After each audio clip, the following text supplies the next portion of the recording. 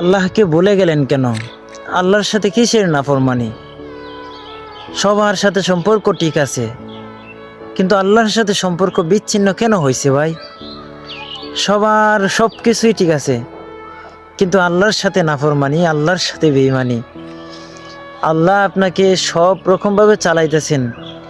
আপনি যে আল্লাহর সেজদাটা দিচ্ছেন না, আপনি যে আল্লাহর হুকুম পালন করতেছেন না, তারপরেও আল্লাহ আপনাকে চালাইতেছেন। তারপরেও কি আপনি পরিবর্তন হইতেছেন না? আল্লাহর সাথে নাফরমানি করতেছেন।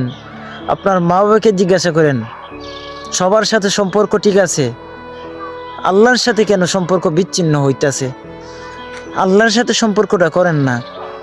দুনিয়ার মানুষে আপনাকে ঠকাইব, একবার না হাজারবার ঠকাইব, কিন্তু আল্লাহ আপনাকে বিন্দু পরিমাণ ঠকাইব না।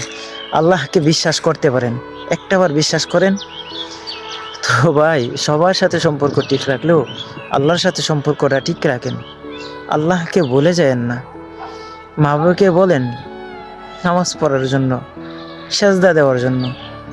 আল্লাহর কুদরতি ভাই সেজদা দিলে কতটুকু শান্তি মিলে! একটা ভোর সকালবেলা ফজরের নামাজে বইসা আল্লাহকে সেজদা দিয়ে দেখেন কতটুকু শান্তি লাগে।